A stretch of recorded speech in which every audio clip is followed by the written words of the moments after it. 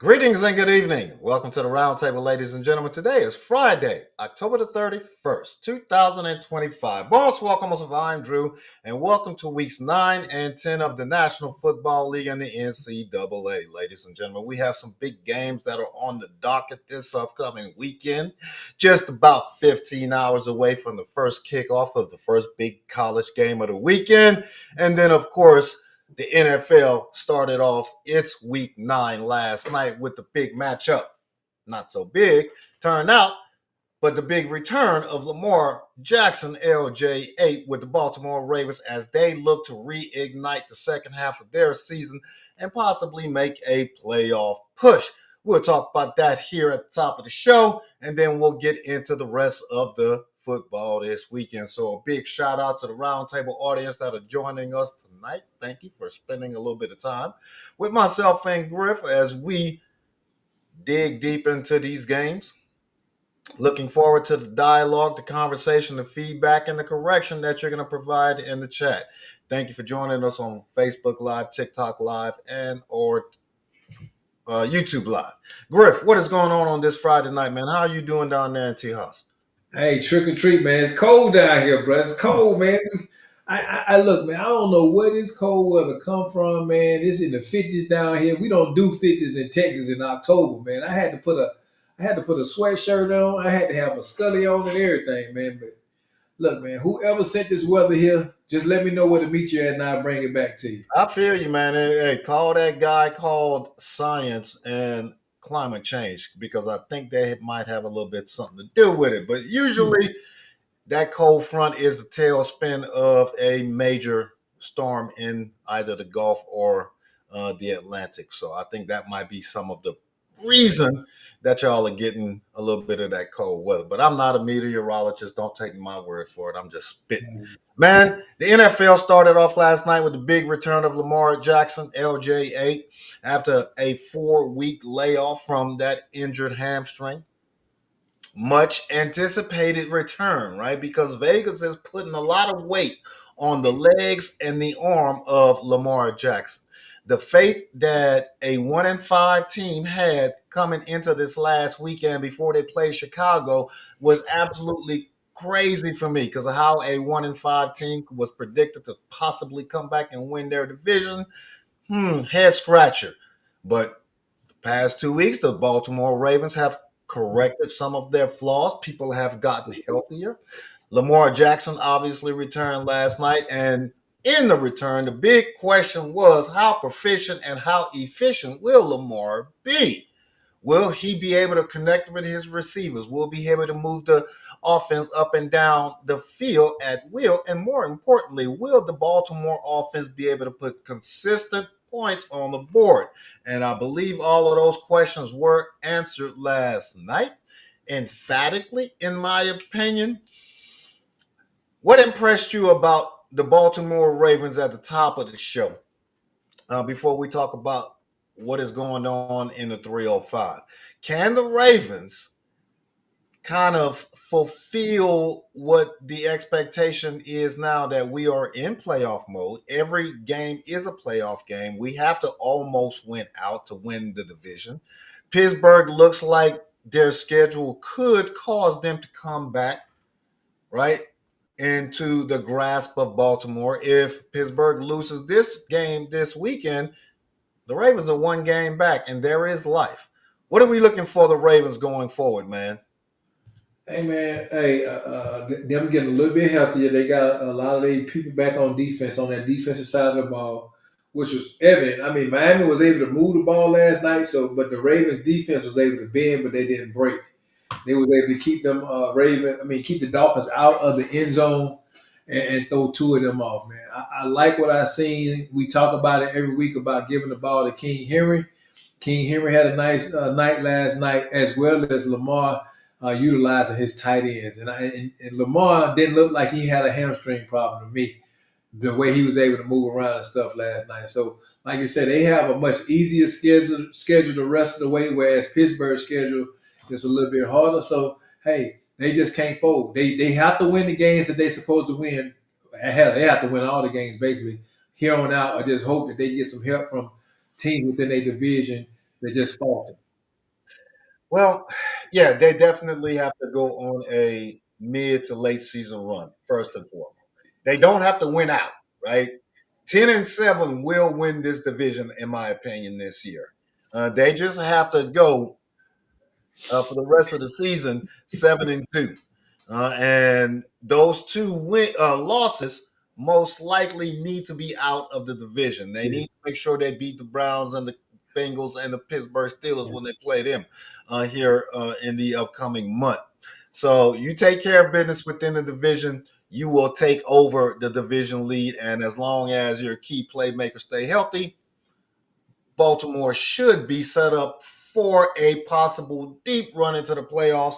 They won't be hosting anything other than the wild card game, right? Yeah. Because they won't be one of the top seeds, but they could possibly make some noise because we know in December and January, running the football is how you win in the playoffs. And the past two seasons, the Baltimore Ravens have not listened to basic logic and applied basic logic when it came down to the playoffs. But maybe the third time is the charm, and maybe Jordan and Karen possibly have something to cheer about in January. But we'll see.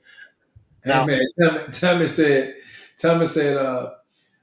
he could have beat the Dolphins. He could have played quarterback and beat the Dolphins. That's embarrassing.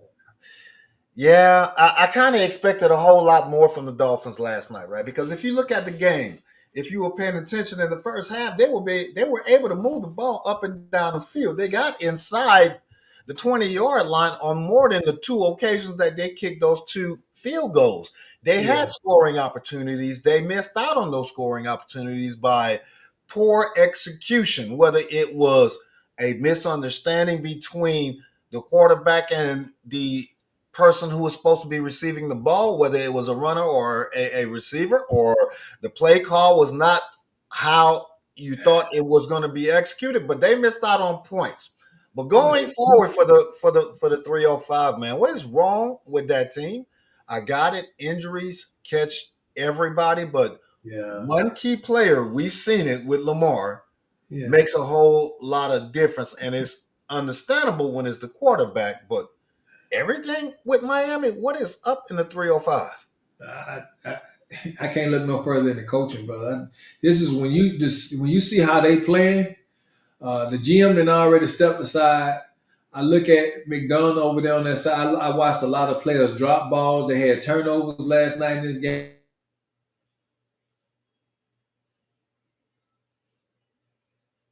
You And there? guy Uh-huh. out there in the basement and gave up. And so I would have to put it on McDonough, man. I feel you. Well, and shout out to Fred. Fred said this is our year. I have no idea who you're Don't worry referring about to, but you said it's coaching for the Miami Dolphins, and I agree that it is coaching, but McDaniel has been proven to be a knowledgeable coach. McDaniel has been proven to be an offensive guru of some sorts, especially in the modern day NFL. He can put together an offense that can be productive. Tyreek Hill is out. Waddle is still there. Uh, their running it. game is still there. Why Yeah, are they not able to put the results on the field that you could expect of playmakers? You said it's coaching. That Alabama quarterback got a lot to do with the execution. And okay.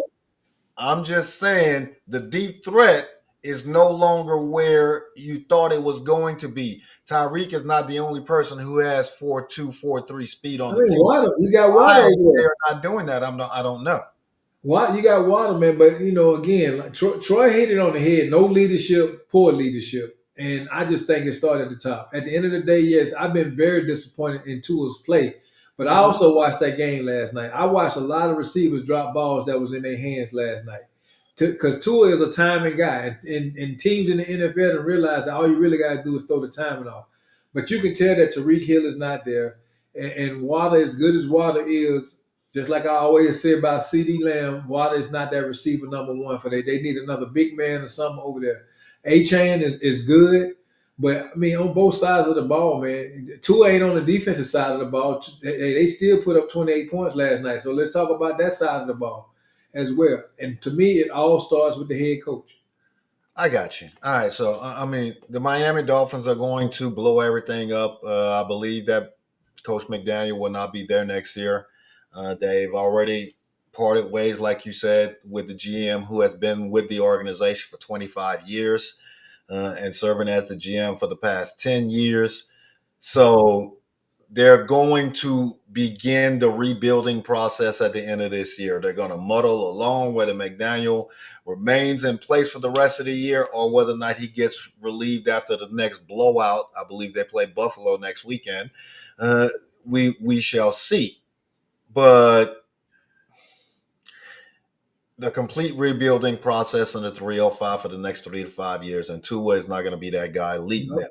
Now, this weekend, man, the NFL game of the weekend are two teams that we are very familiar with that are always in the playoff conversation and the Super Bowl conversation over the past 5+ years in the AFC, right?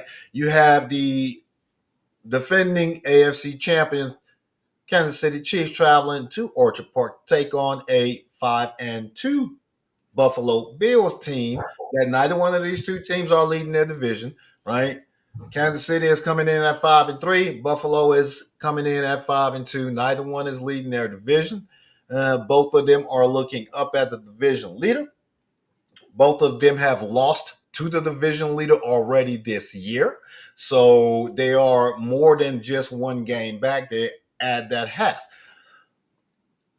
We know the history between these two teams, right? It's been well documented over the past 5 years. They played each other. This will be the 10th time. Josh plays phenomenally in each and every one of these games. The Buffalo Bills offense plays phenomenally in each and every one of these games. Their defense is always susceptible to big plays because they're playing against the greatest quarterback of this generation on the opposite side of the field. Regular season record aside, history aside, I don't want to talk about what Kansas City has done to Buffalo in the playoffs. That was in the past. I don't want to talk about how the Buffalo Bills perform in the regular season. That's in the past.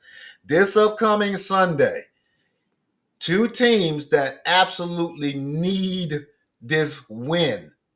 What do you think the Kansas City Chiefs need to do to be able to travel to Orchard Park to ensure that when they leave, and I ask the question every Friday, when they leave, they got that dub in their back pocket? Establish a running game. That's the Buffalo Bills' weak spot. I mean, they rank high when it comes to passing, and I know he has his weapons and stuff back, but I haven't seen that much from Kareem Hunt and Pacheco to say that the Chiefs has a running game. But if it's one area that they can exploit to keep Josh Allen and that team on the field is being able to run the ball, and so that's what I'm looking for the Chiefs to get to get involved and make better this week. Uh, or they use they receive they short game, short passing game as a running thing. But I would tell you that the Bills is they have not. I think every team that they have played, the running backs have averaged anywhere from 6 to 7 yards per carry every time they play, and they had several 100-yard rushes against them. So if they really want to make an impact and walk away with that W, they got to be able to run that ball against be able to run the ball against the Bills, but as well stop the Bills from running the ball because Cook is hot right now. And then you also got Josh Allen in his legs. But they receivers, they don't even have 100-yard receiver. Even though Shakir is that guy, they don't have 100-yard receiver this year. So I think you just got to be able to really focus and key in on the run. Stop Okay. the Bills from running the ball. I feel you. I feel you. All right. I'm going to take the opposite approach as to what the Buffalo Bills need to do to ensure that they have a shot because, yes, they are playing at home. Yes, they are the better or they have the better record, simply because they've played one less game. Yes, you have the reigning MVP as your leader, but the Buffalo Bills, for all of the hype surrounding the NFL game of the weekend, I've even heard somebody say the game of the year. This is not the game of the year. Uh, or a team that one struggles on defense, like you said, and I know you've focus heavy on establishing the run, but just what the Kansas City Chiefs were able to do last weekend in showing how we can incorporate the pass and kind of have the pass drive this train force as an extension of the run, especially if Patrick Mahomes is using these screen passes or these short slants to kind of make a long handoff to Kelsey, to Pachenko, to Worthy, and now to Rice and other receivers, then I would look for Patrick Mahomes to have a huge game in the passing game. And that is how Kansas City is going to ensure that Buffalo is playing from the back, playing catch up the entire. So they are going to have to abandon their strong suit, which is the run game, and rely more on Josh to be more of a Superman to ensure that they are able to keep up because their defense is going to be gashed, in my opinion, by the Kansas City offense. It's going to be one of those games where Kansas City is going to jump out on Buffalo early. Buffalo is going to play catch up, and it's going to be exciting in the fourth quarter, coming down to a single possession. Who do you have? I got the Chiefs. Late game heroics by the NFL MVP. Some way, somehow, Josh Allen figures it out and continues to have a good record against the Kansas City Chiefs during the regular season. Home team wins a close one, in my opinion. And I did pick them in my pick'ems this week, so I'm sticking with what I put on paper, as they say. Stand on business, baby. Stand on business. Standing on business. Now, I also mentioned that this is possibly a must-win game. I think it's a must-win game for both of these teams, right? Because neither one of these teams is leading their division, and I already mentioned that both of these two teams have lost to the division leader. So you're 1.5 games back. Which team, in your opinion, needs this game more this early in the season based on their division makeup and how the second half of the season will most likely play out based on who's on their schedule? I think the Chiefs need this game more than the Bills, and not just because of their division, but just because of optics. Period. And what so many people expect from the Chiefs, what Fred expect from the Chiefs. You know, he said, "In Mahomes we trust." No, never go against the kingdom.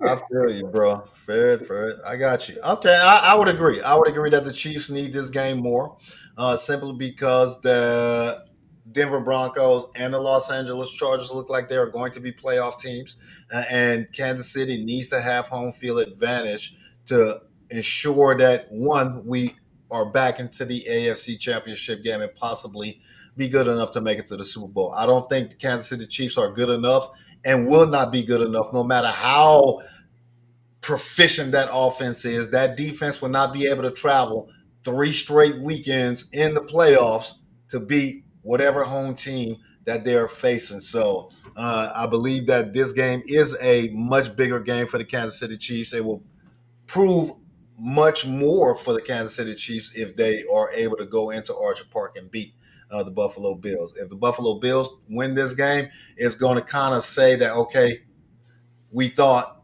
that they were one of the top 3 teams in the AFC. They proved that they were top or one of the top 3 teams in the AFC. So we shall see. Looking forward to it. It is the 4:30 game on Sunday afternoon on CBS. So grab your popcorn. Look forward to a late fourth quarter type of exciting play to decide this one, in my opinion. Now, transitioning from the NFL game of the weekend, I want to focus on a specific division, the NFC, the North, the Kings of the North, and how that division is starting to unfold and unpack. A lot of questions about the Minnesota Vikings. Not only questions surrounding, well, we were a 14-win team last year. We have the exact same roster for the most part, minus the quarterback. And the guy that we kicked our 14-win team leader to the curb for still is being talked about as a rookie and has not proven anything yet. And half of the season is just about done. Are traveling up to the 3-1-3 to take on a Detroit Lions team that is trying to put a foothold on the division, trying to establish itself as one of the top two teams in the National Football Conference between themselves and possibly the Philadelphia Eagles or the Los Angeles Rams or the Seattle Seahawks, depending on what your argument it is and who it's for. I could almost assume where you're going to lean, but is there a chance for JJ McCarthy this weekend? Because I believe he's starting, right? I didn't. Matter of fact, I looked at the injury report. They don't show him on the injury report. So I believe he is I know starting. he's starting. Is there a chance for him to kind of get this Minnesota offense off of the snide and give them a fighting chance in this game against the Detroit Lions, or are we going to just pencil in Detroit with a dub on this one? Drew, I hate to say just pencil in a win because that's why we play the games and we just did it strictly off of numbers or whatever. But JJ was promoted off potential, like we promote NCOs on their history off potential. And if they was really looking for him to be the guy this year, they fooled themselves. I just think the firepower of the Lions is just too much. And I ain't just talking about the running game, but on the pass game, the Vikings, their defense really is going to have to help them win this game. They're going to have to cause some turnovers with Jared Goff. They're going to have to figure out a way to get some pressure on Goff. We know what happens when you get pressure on Goff. Because if not, just know that he gonna be spitting that ball all over the field. And plus that two-headed monster he got in that backfield is just hard to stop. As well as Detroit defense that got a little bit healthier. Some of those guys that have been gone for a while, they'll be back this week as well. I just don't think the Vikings got a fighting chance in this game, especially playing Detroit at home. Yeah, there are so many areas that Detroit is just much better in at this point in the season than the Minnesota Vikings. You talk about the Minnesota Vikings defense led by Brian Flores possibly creating and generating turnovers to give themselves a fighting chance. We have seen the Minnesota Viking defense kind of get taken advantage of here over the past several weeks. It's not just the offense not putting up enough numbers, it's the defense not being able to stop their opponents either. And with the Detroit Lions being one of the top two offenses in the National Football League, look for Jared Goff and that two-headed monster in the backfield with Gibbs and Montgomery that you talked about to not only have success in the run game, but look for Jared Goff and your guy Williams and Amon-Ra St. Brown and the tight end and the passing game to be well balanced. I am looking for Dan Campbell to not only be extremely aggressive, but to take chances and to attempt new plays against the Minnesota Vikings, because as we talked about the Commanders being a scrimmage team for the Kansas City Chiefs last weekend, I look for the Minnesota Vikings to be somewhat of a scrimmage team for the Detroit Lions this weekend, which is antithetical to what we usually talked about during divisional rival games where we know each other so well. I can kind of predict what you're going to do, but you can predict all you want. You still won't be able to stop it. And this train is coming, and the Detroit Lions are trying to, like I said, solidify their position in the NFC. They want everything to go through Detroit. The road to the Super Bowl goes through the 3-1-3. So I believe the Lions win this game. They win this game comfortably. I believe that Dan Campbell is going to be extremely aggressive on offense. I look for a blowout, to be honest, and to come after J.J. McCarthy and to apply a lot of pressure against him. So Harold asked the question, why did Minnesota trade? Keep in mind, Minnesota just didn't trade Sam Darnold. They also traded Danny Dimes. They had Sam Darnold and Danny Dimes on this way. But here's the reason why Sam Darnold left. It's because of his time in the NFL. He demanded a certain price, which Minnesota didn't want to pay. They didn't want to pay. They still got J.J. McCarthy on a rookie contract. To them, at the end of the day, it's a business. It wasn't personal. and they wasn't expecting him to go up to Seattle and perform the way he been performing, or Danny Dimes to perform but it was all about money. That's why they let him go. Yeah, there are two approaches to transitioning from your well established quarterback to your up and coming future quarterback, is what most teams do. There is the Green Bay approach. I draft my future and have him sit for 3, 4 years and pay that big time quarterback and make the financial sacrifice across the other positions on the team. That's why Green Bay never drafted a first round wide receiver, because they never had that focus to give Aaron Rodgers that receiver, because all of that big time money was going to him. And Jordan Love sat on that rookie deal, but sat on the bench. Other teams take the approach, like with Minnesota, you are paying Justin Jefferson 35, 36, $37 million. That's a big chunk of your daggone budget, right? If I pay Sam Darnold and my big time receiver, when I believe it's not only about money. I believe that JJ McCarthy was a plug and play. It was more about the system, not about Sam Darnold's ability. It was more about, I take this quarterback right out of college, put him in the system, he'll produce the same results. He still may produce the same results. He's only had 2 starts in his career, got injured. This is the perfect opportunity to get his foot in the door and get himself settled and get his actual rookie season off and running. But I don't think it's going to be very successful, because I think Detroit going to bring the house against him. Now, the next team in the NFC North that is a possible Super Bowl contender, obviously, is Griff's second favorite team, Micah Parsons' new home, the Green Bay Packers. They're taking on a middle of the road, much improved Carolina Panthers team this weekend. We don't believe that Carolina is going to be able to travel up to Lambeau Field, where the time of the year begins to shift, where the atmosphere at Lambeau is almost like a college stadium, and you have that expectation at Lambeau Field.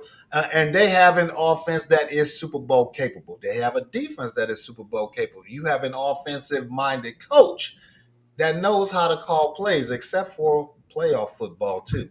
And we'll talk about that a little later with Matt LaFleur. But at the same time, what are you looking for from the Green Bay Packers this weekend for them to continue to show the rest of the NFC that everything shall eventually come through Lambeau? A heavy dose of pressure on Michael Parsons. Them on, Bryce will be back this week. Their ability, I think they okay about stopping the run. I know that the Panthers been looking pretty good here lately with Rico Dow running the ball, but I don't think that's going to happen this week. Uh, for me, it's always when it comes to Green Bay, it's about Jordan Love's play and him not making mistakes. He got Watson back. I think Josh Jacob will have probably 100-yard rushing game in this game if they truly smart.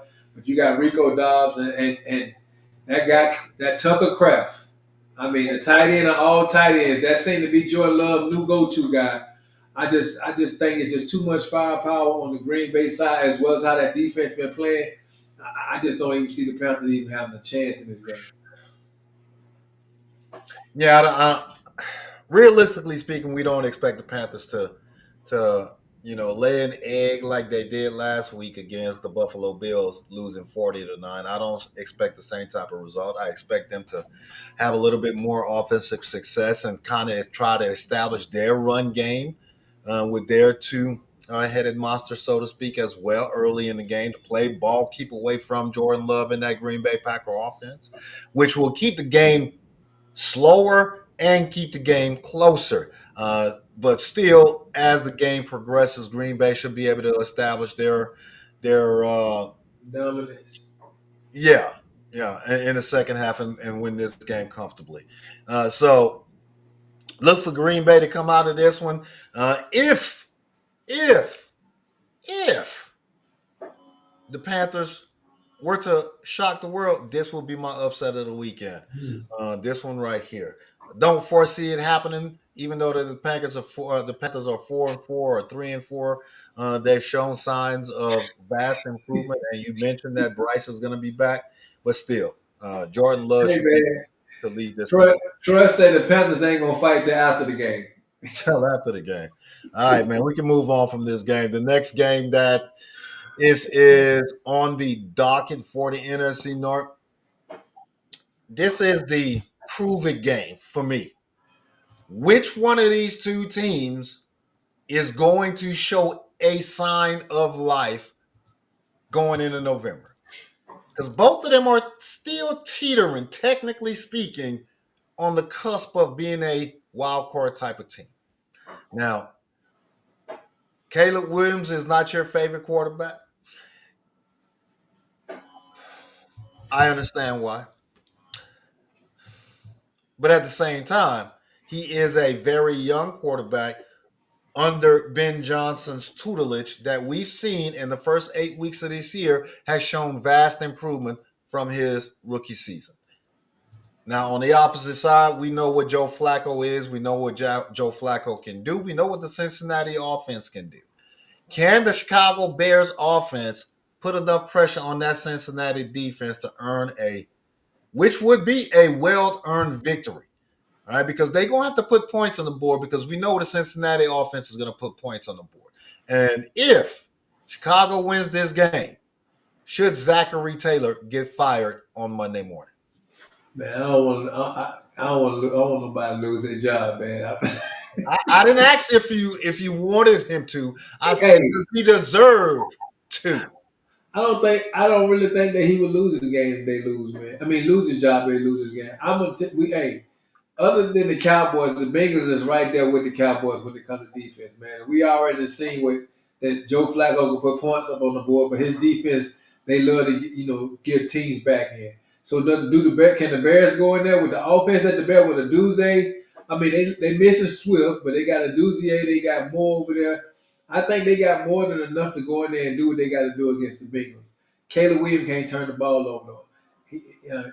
The two top running backs out, so I don't know who they got running the ball right now, but I think you can plug and play in this offense with a running back. But he just can't afford to make mistakes because the Bengals defense will give him opportunities. Henderson is not playing either, which I just think the Bengals did already just basically say he ain't. They seeing who can get him the best before the trade deadline hit. It's like this dude ain't playing because that's their best defender. He ain't played in weeks. I think, me personally, the Bears are going there and do it. I don't see neither one of these teams making the playoffs, though, Drew. I'm just going to keep it real with you. I don't see neither one of these teams representing from their division because of how the other teams within their division is playing. Yes, sir. I agree 1,000%. I was just throwing out mathematical numbers. The Bengals definitely are not going to make the playoffs. I don't care how good that offense is. That defense is so atrocious that they will not allow them to make the playoffs. So the Bengals will not going. Well, I won't say never because never said never. But in 2025, they definitely shall not be a playoff team. The Chicago Bears will be in the conversation if they can win this game. I just don't have the confidence in the Chicago Bears offense to be able to put up point for point against a Cincinnati Bengals offense that we have seen can put up points easily. And a Bears defense that is not a shutdown defense, although they've shown improvements sporadically over the past month in their four. The Cowboys don't count. The Cowboys don't count. The Saints don't count because the Saints and the You can't count. Cowboys. You can't count the two squads. Right, but I look for this game to be somewhat extremely exciting, close, and I do believe that Joe Flacco and the home team will be able to win a game that keeps them in the conversation, at least in the AFC North, especially if Pittsburgh loses their game this weekend against the Colts. So and Zach is playing for his job. His team is playing for his job. All right, because I got it. Joe goes down regularly, but that defense has shown that it gets worse and worse every year under his leadership. At some point, my guy, it's you. You don't see the defensive coordinator getting fired first though. No, because we've gone through defensive coordinators. It has not changed anything. We've gone through offensive coordinators and the offensive line still sucks every year. The problem lies within the scheme that the head coach is putting together, the priorities that the head coach are laying out, the focus that the head coach is giving the team in practice, because all of these mistakes are practice related mistakes. They do it to themselves, right? They have talent on the offensive line, they have talent in the defensive backfield. They just don't utilize the appropriate scheme and they get torched every year. It's the coach, the head coach. He needs to bite the bullet just like everybody else need that bites the bullet when their team is unsuccessful. Good coach. Time just has come to an end in Cincinnati if they don't win this game, in my opinion. Now, this next segment, man, these next 5 games that we're going to talk about, I categorize this as these teams are teetering on the brink of their season becoming a wash. They are right there on the cusp of possibly making a run to win their division, or if they lose this game this weekend, can become an afterthought for the rest of the year. Let us begin where we just finished off with the conversation about the AFC North. The Indiana Jones. Steelers taking on Danny Dimes, aka Indiana Jones. The rebirth of Harrison Ford. Can the old man, in this case, travel to Indiana and knock off a reborn, rebirth, rejuvenated Daniel Jones and those Colts? Or do Man, the Colts just roll all over Pittsburgh? man, you talking about? Man, I think the Colts got the top offense in the league right now. And And it ain't just about Daniel Jones. It's about Taylor back there as well. But their defense is pretty good too, man. And the Steelers defense just have not looked like the Steelers defense that we have grown accustomed to in previous years. JJ Watt and them is starting to look like they looking like unks now. They ain't looking like them dudes that was home. you're looking They like, oh, looking like unks, man. I personally, I think, man, that the Colts is for real. I think some people just think because of Daniel Jones having that job and how he played within the Giants, but I think this system fits him perfectly. He don't have to do a whole lot because the team is built around Taylor and his running ability. But Danny Dimes can get the ball the way he need to get it and the way the defense been playing. So I don't see much from the Steelers in this game. I know Tommy, that's gonna hurt, but let's keep it real. You don't see your team beating the Colts either. no, you're absolutely right. And when we talk about teams that have recent success at any point of the season, we bring up this term of recency biasy or prisoner of the moment. And we all say, well, this is the hottest team. Kansas City is now the best team in the National Football League simply because one player came back. I often do that with Daniel Jones. And I'm one of those people that often refers to his time back in New York and how terrible that ended up. And hang that tag on the 2025 Daniel Jones when you are correct. In reality, not only is the Indianapolis Colts the best team in the National Football League at the midway point, but Daniel Jones is a legitimate MVP candidate. But we don't talk about him because we don't talk about the Indianapolis Colts. We don't talk about whether or not they are a legitimate 6-1 or 7-1 team and deserve that title. They prove it this weekend, I believe, against a Pittsburgh Steelers defense that, yes, it is the most expensive defense in the league, and it is also the oldest defense in the league, and that They has play, shown they in playing like all the their ring. defense. So, yeah, Indiana should win this game. They should win this game comfortably. It's not a negative black eye on Pittsburgh unless they get blown out, in my opinion, by losing this game. It does let you know that they're going to have to scratch, claw, and fight to stay above water because their schedule does not get any softer. So Aaron Rodgers is going to have to earn that Iron Man title this weekend and the rest of the year. Hey, Drew, give me a second to apologize to Tommy. He said I cut him too deep. Tommy, it ain't never love, my brother. You know, I apologize, but I know when Drew get ready to pull this other team up, y'all about to cut me deep too. So I've just called it like it is, how I see it, man. And you know it's true. So I apologize if I hurt your feelings, my brother. But he only being real, Tommy. We know how it is when our team is teetering, man. When we are right there on that seesaw, either we gonna push through, or we gonna fold. My team folded in week one, so I ain't got nothing to stress about the entire year. I can talk freely about them. Uh, Now this next game, the Atlanta Falcons. You talk about the Dr. Jekyll and Mr. Hyde of the National Football League. I've been saying this for about a month now about them. One weekend they are the best thing since sliced bread. The next weekend they get blown up by 40 points, not putting anything up on the board.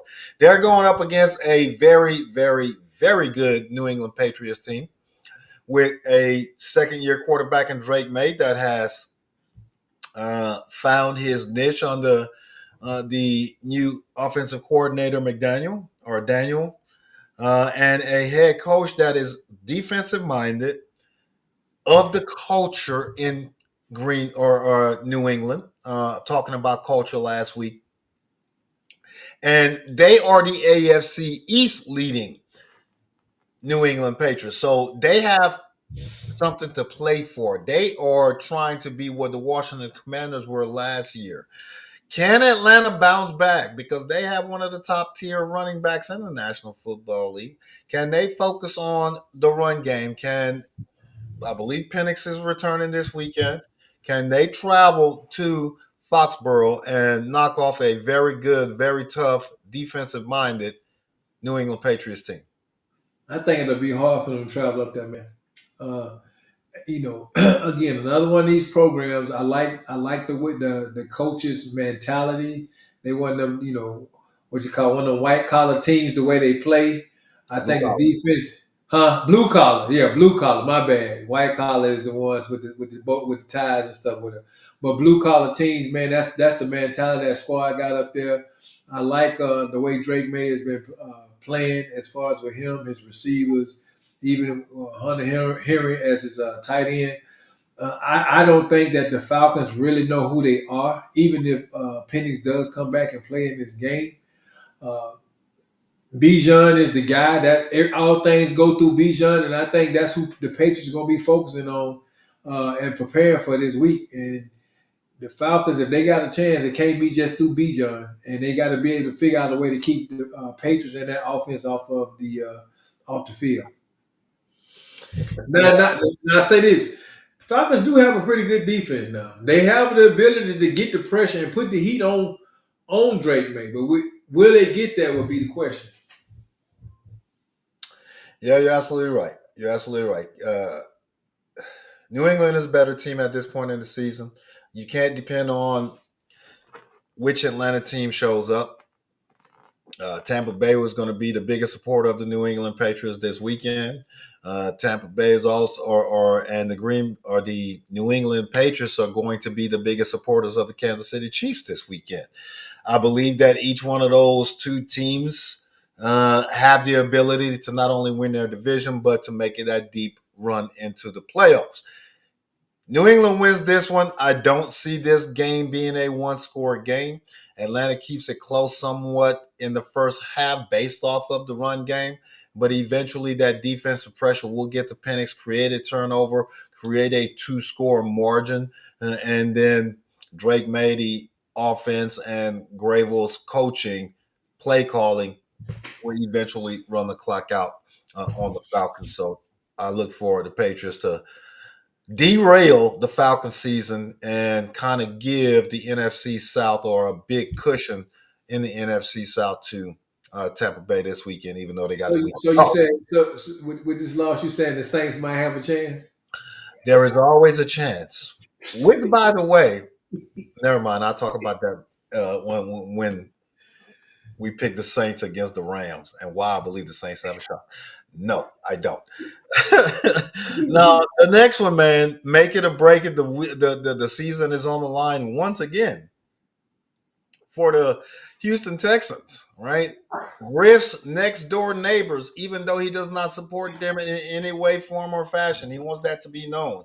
But Mike Sanders, that is his team. They are welcoming in the Denver Broncos. We know how good the Denver Broncos are this year. We've talked about how good the Denver Broncos are this year. We've seen how good the Denver Broncos are this year based off of what they did to Griff's Cowboys just a short few days ago. Griff, can your hometown Houston Texans defend home field once again and knock off those Broncos and send Sean Payton and Bo Nix back up to Denver with an L? I think the defense will keep the game close for a while because it's being played here at the house. I just don't have no faith in the offense and CJ Stroud. I don't. I just don't have no faith in the offense. The offense haven't proved that they had the ability to do what they need to do. Uh, really don't. I can't really get too excited about Bo Nix because look again. You said it up front who he played against. Everybody. Hell, everybody. Hey, what's Uncle? What's the dude from uh golly, man, I can't think of hell, but Bobby Boucher could come in there and beat and run up against run some skulls up against the Cowboys defense. So, Oh, okay. but at the end of the day, Pat Surtain is out, so he won't be playing this game. One of their biggest defensive threats. But they don't have no firepower on their offense. They don't have that dog on at the receiver position or in the backfield. So I think at the end of the day, I think Denver's defense will do what they have to do, put the heat on CJ Stroud, and win this game in Houston. You know, it's all about matchups when you play, right? It's all about matchups. And who has the number one defense technically in the National Football League? That would be those Houston Texans. Denver's defense, we talk about and we highlight the tenacity and the aggressiveness and the playmakers that are on the Denver defense, but those playmakers are right there with that defensive minded coach down there in H Town. Sean Payton is an offensive minded coach. D'Amico Ryan is a defensive minded coach. They both are playoff experienced coaches, and they both have teams that are in the playoffs here over the past couple of years. So Denver is not that much better than the Houston Texans. The injuries really hit Houston hard early in the season, specifically on the offensive side with key playmakers. And with Denver's ability to put points up on the board, going up against that number one defense that showed you last week, we can stop key playmakers because we didn't believe they had a shot against the San Francisco 49ers. This game is going to be much closer than you believe it is, Griff. This game is going to come down to a late fourth quarter score, and whether or not the hometown magic can find its way into Reliance Stadium in Houston. I believe that's the name of that stadium. That's NRG Stadium. NRG Stadium, and sprinkle some of that fairy dust and give CJ Stroud a shot. I believe it happens. I'm gonna go out on a limb. I'm gonna go out on a limb and say my dog of the week and say those Houston Texans gonna sneak in, steal a victory from a much better right now Denver Broncos team. So look for Houston. Keep their season alive. Let me make this correction, man, because Fred has made it perfect. I'm not actually. I don't. I live in Katy. I live out here in the bougie area, which is right outside the city limits of Houston. We both live in Harris County, but based off Fred saying I don't live in Houston, let me go ahead and so don't nobody try to sue me and say I'm lying. I live in Katy, out here where the bougie people at. Yeah. It's all in Harris County. And when you say Harris County, it's all Houston. Hey man, Houston has 4 counties in the city. So yeah, you live in Houston. All right. This next one. I talked about how good the Washington Commanders were last year for Jaden Daniels' rookie year. His sophomore season has taken a little bit of bump because of injury, because of the team having injuries at other key positions as well on the offensive side. McLaurin has not had a full integration into the season. because of the holdout or hold in in training camp. We knew that usually happens when you have a key player who is holding out or holding in. They end up getting injured at some point during the year simply because of conditioning. Just happens that way. Jaden Daniels took an injury with his leg injury or knee injury, missed a couple of games. This is a make it or break it game for them, and it just so happens to be up against a very, very good Seattle Seahawks team, where Seattle is one of those teams that is able to travel across the country against another very good team and win because they've done it thus far this year. Can the Commanders save their playoff hopes? Because this is a playoff game for them. They are what, 3-5 now? They don't need to take another L. They've had as many losses this year that they had the entire year last year. Can Seattle go in and kind of put the Commanders to bed, or can my guy JD5 rejuvenate what we believe the Commanders still have in their tank? No, it's what you believe.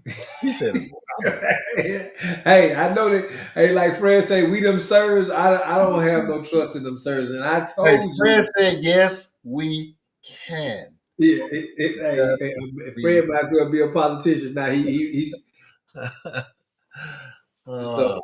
But I don't think so, man. I mean, again, the Commanders had everybody last week, with the exception of JD5. Man, they got all they firepower back. Let me stop, man. With JD5 having, because he ain't had McLaurin and all those guys, he having them back now. Yes, they do have a chance. It's gonna be a slim chance, but I think Sam Donald and that squad gonna come and do what they got to do. It'll be a close one because it's at home for the Commanders, but I'm gonna have to pick Sam Donald and the Seahawks in this game. man, that is a this is the toughest game to pick because this is the Sunday night game, right? The last game on Sunday. All eyes are on Coach McDonald for the first time this year, in my opinion, because Seattle has been playing in regional spots, even though they've shown that they are a legitimate team that travels. This is the game that the Washington Commanders have had to have circle on the calendar that this is the separation game. If we go down 3-6, our playoff hopes are pretty much over simply because of the other teams in the conference, both in the NFC North and in the NFC West. And this is one of those NFC West teams that we need to beat. With Jaden Daniels coming back, with McLaurin back, with Debo back, and them having a little bit of improvement on the defensive health side as well. I look for not only the Commanders to be inspired, play spirited. They're going to take a lot of chances. They're going to be going for it on fourth down. And with all of that, they're going to be able to make the key plays with Jaden Daniels' legs to keep them in a one-score game going into the last 4 minutes. And we all know what Drew, happens. let me just go ahead and throw this at you and see if it's going to change your mind, because I just looked at the injury report. McLaurin not playing. All right, Seattle wins a close one at. Yeah, he ain't playing, man. Seattle wins a close one in Landover, Maryland. My bad. Yeah, he out with a quad. He out with a quad injury. He been ruled out. Wow, man, that injuries, man, injuries will up in the season. But one team's misfortune is another team's possible crack in the door to push that door wide open. And ladies and gentlemen, when I say they're going to push that door wide open, Griff's Dallas Cowboys are looking to do just that because their season, I believe, as a playoff hopeful, is on the line where Dallas is undefeated this year in Jerry's world. Dallas averages 40 plus points at home in Jerry's world. They are welcoming in Griff's least favorite quarterback in the National Football League, Kyler Murray, and the Arizona. Baby Yoda. Dallas should win this game going away, but yet they're only a 2-point favorite. Why is that, Griff? Defense. Defense. It's because of the defense, man. He said, I mean, again, man. It's like, man, it's like, wow, brother. It reminds me so much of the days when we had Tony Romo. Tony Romo could put 40 points up, and we still lose. The other opposing team get 50, and it's the same thing now, man. You know, oh, the way this offense to perform this year, man. Even with it taking away the Denver game, man, this offense has been killing it. But that daggone defense on the other side of that ball, man, is just. I saw a meme today where it named the five worst players in the NFL, and all five of them was the same dude from the Dallas Cowboys, Murray, that played linebacker. Man, it was embarrassing. Brother got honorable mention and everything. It so was crazy. I got a couple of follow up questions, right? Because you brought up a couple of key points that I'd like to address. First, this is the Monday night game, prime time, Jerry spotlight. So you know what Jerry wants on Monday Night Football. He wants touchdowns after touchdowns after touchdowns, and because we are the Cowboys, we have the number one offense. We are playing at home, so I expect a lot of fireworks on that side of the ball. The trade deadline is next Tuesday. You talk about the five worst players in the National Football League, and they just so happen to wear the same jersey with the same jersey number, and he is a player for the Dallas Cowboys. What does Jerry need to do before the trade deadline to get y'all a football player that will make plays on defense? Oh man, I need a pass rusher. Everybody talk about the secondary. Jerry need to go out there and figure out how to get either Crosby or Hendricks from somebody's team, or there's some pass rush out there that I haven't identified. But them are the two people right now that I would want. Either one of those guys would definitely help our secondary out. The reason why the secondary keep on getting thrashed because quarterbacks got all day. Like I said last week, Bo Nix was back there, one Mississippi, two Mississippi, three Mississippi, four Mississippi. He He was was all over saying the three one Mississippi, man. MISSISS. He Yeah, was you know how we used to do when we played football back in the day. You had three Mississippis, then you could rush. yeah. Hey, Jerry, like if you look at the gambler and his Cowboys, Jerry will always be the problem, man. He can't get out of his own way. He can't allow people to do.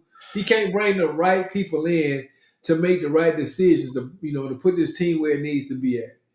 Jerry, Jerry is the problem. And I don't think he gonna make no move. He gonna say that we good. We one win away.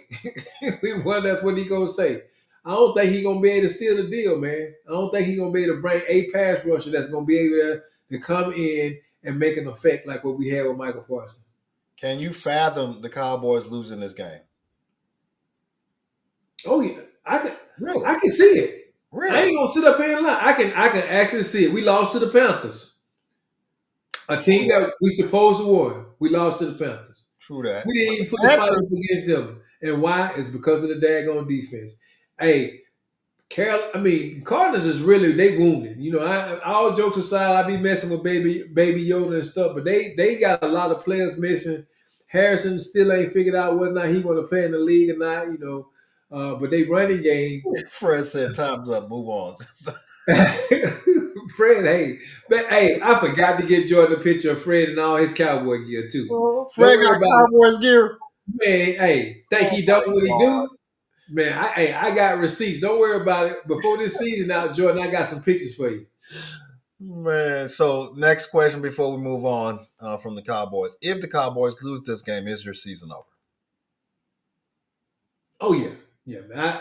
That gap will be so big between us and the Eagles, unless the Eagles just have a complete meltdown. Mm-hmm. Yeah, because it's only going to be one team from the NFC East that Mm-hmm. represent, and it's going to be the Eagles. Everybody else is broken, Yeah, yeah, and it'll be a matter of fact. We'll start shipping people out after this weekend to yeah. help other teams win. Yeah, yeah, y'all can all come and join the Saints on the levee in Louisiana.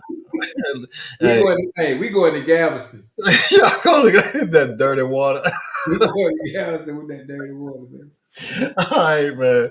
All right, so big game for the Cowboys. Their season is teetering on the brink. They cannot afford to take an L on Monday night in front of the entire nation and Cowboys nation, because if they do lose, you're gonna see a whole lot of property being destroyed, a whole lot of crying from people, uh, and a whole lot of vulgar language being tossed at family members because of how about them Cowboys? Hey, Fred I said wish the y'all nothing but Cowboys. misery. Fred said the Cowboys is gonna win because they the best receiver in the game. The receiver number one is gonna do it. All right, Fred, stop drinking the Kool-Aid now. He the best receiver in Jerry's world, I guess. All right, other games that we not discussed this evening, but should be somewhat easy to pick. We have the 49ers playing the G-Men this weekend at MetLife Stadium in New York. I believe that we both are going to go with the 49ers, or you believe the G-Men can kind of rebound based off of the thrashing they took last weekend. Ooh, man, I don't know, man. Shucks. Nah, I ain't gonna go there. I'm going with the 49ers. And they got Brock Purdy questionable. So he can see a Brock Purdy return.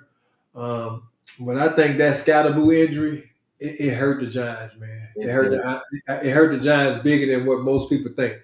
It did. It did. But even with the Scatterboo injury, you still have a moment of pause because the Giants are They not got a good defense. the run game. Yeah, they this game is going to be closer than people think.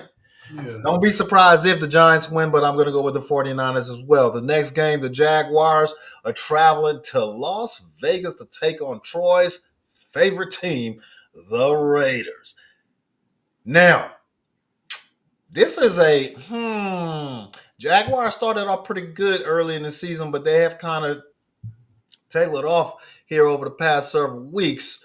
And they could be in discussions on kind of trading off a couple of key players themselves before the trade deadline. Does Troy's Raiders have a shot? Does Pete Carroll and my guy Geno Smith have an opportunity to kind of steal one and at least save themselves some embarrassment? Or does Jacksonville correct the ship with their rookie head coach? Look, man, the healthier of the two teams is the Raiders. I mean, the Jaguars got more people on their injury list. Travis Hunter's been put on the IR, who's been seeing a lot more offensive reps, and seemed like him and Sunshine was starting to connect. This is of all the games, honestly, Drew. I don't know which one of these teams to pick, honestly, because I can see this going anyway, and I guess I have to. What they playing in? They playing in And Duval County. they're playing in Vegas. Oh, they playing in Vegas. Okay, man. I'm as much as I hate to do this, man, and side with Troy, I'm gonna go with Troy team in this game, man. Gino gonna do his thing this week. You and me both. You and me both. So I know Troy has zero faith in his team, but he just may be lowballing. Don't want to get his hopes up. But I think the Raiders actually do pull up and upset this weekend. I think Genty gonna have a good game this week. Yes, sir. Him and Yes, Gino sir. gonna have a Yes, good game. sir. Yes, sir. Because the Jaguars don't have a stop gap run defense to where they plug the hole up very quickly. And once Genty gets that first step and get into the defensive backfield, he can outrun those defensive backs. So look for Genty to have a good game. Look for Gino to be able to scramble a little bit. Pete's Carroll to create a scheme to kind of confuse Trevor Lawrence and apply a little bit of pressure. And the Raiders sneak in and get a dub at home. Now, my Saints knew that. We got a new quarterback, Tyler Shaw, getting his rookie debut, his first NFL start, playing against those Los Angeles Rams at SoFi Stadium. Don't look for my Saints to be any good. Don't look for Tyler Shaw to have any success. I just wanted to come on here and offer the young man a heartfelt congratulations on getting your first NFL start. You're probably going to lose because not only are the Saints a terrible team this year, but the Los Angeles Rams are an actually playoff team. They're probably going to be competing for a position to be the NFC representative in the Super Bowl. I just don't want the Saints to get blown up by 50. Did you say probably gonna lose? Yeah, probably. The probability is high. And Very I don't large. see. And look, But I don't there's see always a chance. Puka is not on the injury report. Oh, it's about to be on and popping. Now, Abbott Kamara, Rashid Shaheed is on the injury report. Yeah, Yes. yeah. So hey, Puka is back. And they may be trading Rashid Shaheed before the weekend is over. That might be why he's on the injury report. But yeah, no, the Rams should win this game. They should win this game comfortably. And out of all of the games that we talked about this weekend, man, if there is an upset, I already gave you my upset of the weekend. If you had to kind of look over all of the games that we talked about and analyze which team could go in and shock the world, what team would that be? I mean, I look. Hell, the game that you just showed, I'd be shocked if the Saints win to beat the Rams. I ain't gonna lie. True. All I know right. I would be shocked. Realistically speaking, I don't think the Saints have a shot in but Jesus to get In to any given win. Sunday, you Any seen the given movie? Sunday, yeah, but I don't think they have a shot. Hey, All right, Sean gonna come out there like Willie Beeman on you, baby. yeah, okay. My upset of the week, realistically speaking, would be the Panthers traveling to Lambeau Field to win against the Green Bay Packers.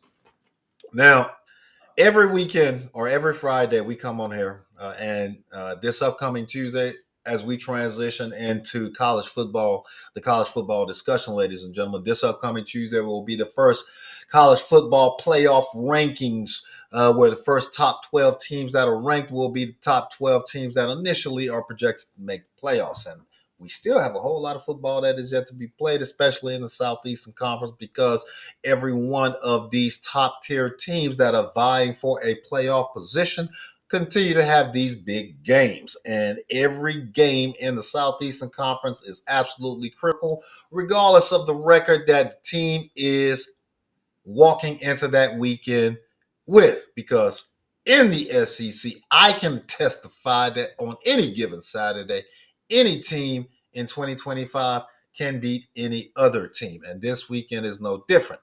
We have the Vanderbilt Commodores, the surprise of the year, going into Austin, Texas. Back in September, Griff, back on Labor Day, September the 1st, September the 2nd, the Texas Longhorns were ranked numero uno, number one team in the country, and Vanderbilt was nowhere to be found. On this blessed Friday night, as we head into Saturday, the Vanderbilt Commodores are the better team. They've shown that on the field. They are the higher ranked team. They come into this game ranked number 9, Texas, hosting at number 20. They're playing in Austin. Again, in September, if you and I would have talked about this game this weekend in September, we would have said, man, Texas probably going to blow Vandy out. Even though Pavia had a phenomenal year, we both would have picked Texas. I know for a fact I am not picking Texas in this game this weekend. I believe that the Vanderbilt Commodores can travel into Austin in an environment that is going to be hostile, that is not going to be too big for them, because they've shown against the other big powerhouse teams in the Southeastern Conference that they can go into that team's stadium and not only play well, but earn a victory. What does Texas and Arch Manning need to do to ensure that they can slow down the momentum that Vanderbilt has created here over the past calendar month and win a key SEC game at home? Keep their playoff hopes alive. Keep the crowd in it. Keep the crowd in it. It'll be hard. Austin is not an easy place to play. If they can keep the crowd in it, which means that they get into Pavia, slowing down the run, then they got a chance. I would not. I'm gonna be honest. As much as I got a lot of respect for Vanderbilt, and they earn their respect. This might be a game right here where Vanderbilt, that rat poison might get in there, and I think Texas might have a chance to win at home, brother. Oh yeah, there's always a chance, and Texas is a very good team. I'm not saying that Vanderbilt is going to come in there and just walk all over the Longhorns. What I am saying is that Vanderbilt can come into Austin, into a hostile stadium, high noon. See you at high noon at the OK Corral and take down the Longhorns. I believe that they are going to be able to do that with a ball control type of offense and apply pressure against Arch Manning because we've seen that he has not been the most steady quarterback this year.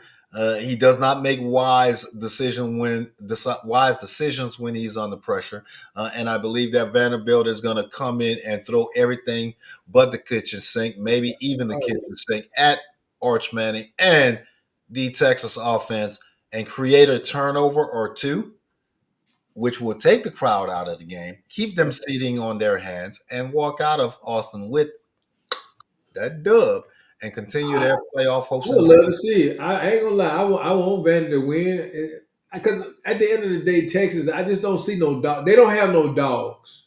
That's They a. don't. I mean, let's take Arch out of it. When you look at the receiving core, they don't have what they had last year. When you look at the running game, Wisner and Baxter, they good. Defense is okay, man, but I just don't see Texas don't scare nobody. I mean, they lost that edge when they lost, when they opened the game or whatever. Uh, Vandy is a ball control team, so Texas only gonna get so many chances with the ball. Um, I want to see Vandy win. I ain't gonna lie. I ain't like since Texas. I wanted Texas and Oklahoma to stay out of our conference, man. They in there right now, and every time they get beat, I'm You, looking forward to it. you can't sit here. Not you wanted them to Can't go sit back. there. They You should wanted not them be to go on back to the Texas. Big Eight. Oklahoma. Huh? I don't want them here. He I said, "I don't want don't them here. want They're not a part of the Southeastern Conference." Send them back to the Big 12. Oh my goodness! All right, man. We're both gonna pick Ole Miss in this one, but I brought this game up specifically just based off of whether or not the Ole Miss Rebels will remain focused on what their task and what their priorities are as an organization, as a team, as an institution, as a university, or will they allow all of the noise that is going to be continue to get tossed at Lane Kiffin because of the coaching opportunities that are available now, based off of the other teams and schools within the SEC and nationally that may and most probably have more notoriety, more visibility, deeper pockets, better facilities, a more established reputation in the Ole Miss Rebs, and allow that distraction to creep in and, like you say, that rat poison to take hold of a playoff team and lose a game that they should win, because South Carolina, as we mentioned, is a very good team. They just not as good as the other top tier teams in the conference, and their schedule kind of has shown that they've played well against other top tier teams in the conference, but just not good enough to win. Would this be a game where Vandy should be on upset alert? What should Ole Miss be on upset alert? Yeah, Ole Miss. Yes, I'm sorry. Yeah, I mean, you hit the nail on the head. There's a lot of rat poison going on about Lane Kiffin leaving that school, and I don't know how they managing that in the locker room or whatever. It's kind of hard in this day and age with social media and stuff. These kids could, people could see stuff, and if Lane doesn't have a tight grip on that team, because again, the offense is good, the defense is not that great. South Carolina, they took my team. They showed that they do have a defense. They're Uh, right there in the cusp, man. They're right there. they rough my squad up, man. So I got respect for them, but I just don't see Ole Miss on a mission. They're on a mission, and yeah, they lost that game to Georgia, but I still see Ole Miss probably being one of the teams playing in the SEC championship game. So I don't see South Carolina winning this game. This will be the upset of the weekend if South Carolina win. As far as college football, I think this will be one of the biggest upsets of the weekend. It would be. It would be because they are playing in Oxford. They are playing at night. So this is a night home game for Ole Miss. So the atmosphere and the drama is building for them to have a big game at home. This would be a huge upset. Not so fast though, because South Carolina is good enough to upset them. South Carolina is good enough to go into Oxford and hand them a L. You mentioned that Ole Miss's offense is extremely proficient. They are a playoff caliber offense. They are a playoff offense, but their defense is very susceptible. And just as the Alabama defense is susceptible to running quarterbacks, the LSU defense is susceptible to running quarterbacks. So is the Ole Miss defense. And sellers can only be bottled up for so long. And there's always that one game that, even though we are a middle of the road team, that makes our year. And this is the Vanderbilt versus Alabama game for South Carolina. And I want to pick them so bad to say that they are going to go into Oxford and shock the world and upset the Ole Miss Rebs and give them that second L that I predicted they were going to take at some point in the season. But Lane Kiffin is just too driven. Like you said, Ole Miss is on a mission and would not allow that to happen at home in Oxford on a Saturday night. So Ole Miss should win this game. Tech or South Carolina is going to play well. I don't think this is going to be a blowout, but Ole Miss simply is the better team, and they should win this game. Hey, let me tell Troy this. You think I don't have no sympathy for you and Shula. Remember, he used to be Alabama head coach long time ago. Yeah, long time. Many Alabama, this young crew don't know nothing about it, but he was not that great then. Hey, I'm glad he your OC. We talking about Mike Shula or Heath Shula? We talking about Mike Shula. Hey, wasn't he the Alabama quarterback too? He used to be the head coach at the University of Alabama. And I can't remember. I mean, there were some dark days, man. He played quarterback. I don't remember, but I remember when he was the head coach. Yeah, I remember him being the head coach after Sterling. And we had a kid by the name of Prothro that he ended that kid career. Prothro was the baddest player in college football at that time. We was blowing Florida out, and he had that kid in that game, and he had a career-ending injury in that game that he shouldn't even been in. We was up by like 4 scores on Florida. Yeah. Anyways, all right. Wrapping up the weekend slate for SEC games, man, is a critical game for Oklahoma and Tennessee. Both of these two teams have taken early season key losses to other SEC conference teams. Their playoff hopes and dreams are on the line. Neither one of these two teams can afford to take a third L. Tennessee is, as they were last year, a playoff caliber team. Josh Heupel put an offense on the field every single weekend that is going to be competitive, but it is one of those situations as to whether or not can we get over that hump? Can we get over that barrier, that Goliath, so to speak, that is either Georgia or Alabama for Tennessee and Oklahoma? It is a prove it we belong here game for them, in my opinion. They've taken 2 L's against 2 teams in the conference. Ole Miss, we expected them to lose. We expected them to beat Texas. I don't expect them to be able to travel to Knoxville and knock off Tennessee in an environment where 110,000 people are there on a Saturday night at 7:30 tomorrow night. So, look for the Tennessee faithful, the orange, to be all over Boomer Sooner. And I predict that Tennessee wins this game rather comfortably. It's going to be competitive early, but Tennessee should pull away in the second half. What do you believe? Yeah, man. Oklahoma lost me after the Texas game, man. I mean, their quarterback was supposed to be the Heisman guy, and his performance in that game was nothing close to what I consider, a Heisman caliber quarterback to be. I think Tennessee has the better team, and playing at home is going to be rough. And like I told you, I got to pull for the OGs, man. Oklahoma and Texas have not earned my respect in the SEC as of yet. They still got to earn that. So I got to pull for the OGs in this game. So Tennessee will win this game. I think they'll win this game by at least 2 scores. I believe so as well. Again, ladies and gentlemen, that is the primetime game on ABC tomorrow night at 7:30. The Ole Miss game. Hey, I got YouTube TV. Where y'all watching the game at, man? Because ABC and ESPN is no longer on YouTube TV right now. They in dispute. So.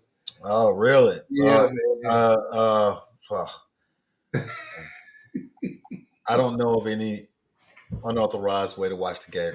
Hey, it's on local. All you need is a digital receiver, man. It's on network TV. Yes, sir.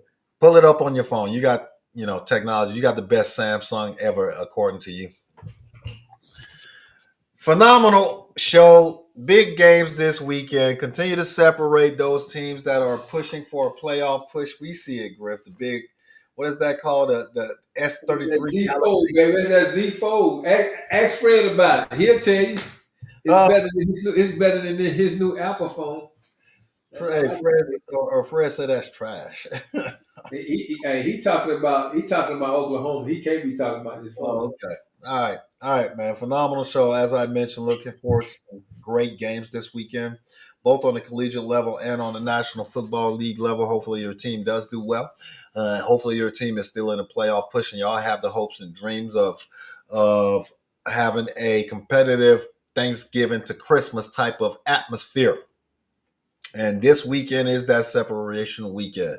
And looking forward to coming back here on Tuesday night to discuss how this weekend went for your team and see where we are at that point. Griff, you got any closing comments for the Hey, roundtable? first of all, I just want you to look in the comment section and see what Fred's response was to the phone. He said it's the truth. But hey, I just want to say, man, thank you as always to the Roundtable family. Hey, man, y'all be safe out there. Make sure y'all check them kids' candy for them goons and goblins out there.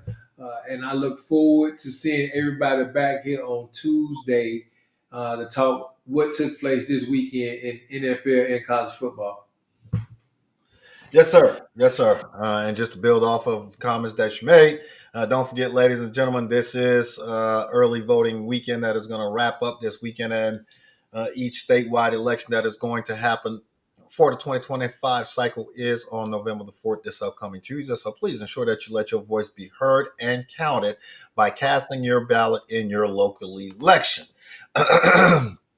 And whatever you are doing this upcoming weekend, please ensure that you enjoy yourself, be safe, and be situationally aware of your surroundings and look out for your neighbor. Take care of yourselves. Do something nice for yourself this upcoming weekend. Take care of your family. And if given the opportunity, please, please, please do something nice to someone that you may not even know, because it just might be the best thing that happens to them and you on that particular day. Y'all have a good weekend. Enjoy a weekend full of football, and we shall see y'all here back Tuesday night to recap weeks 9 and 10 of the NCAA and the NFL. Y'all be safe.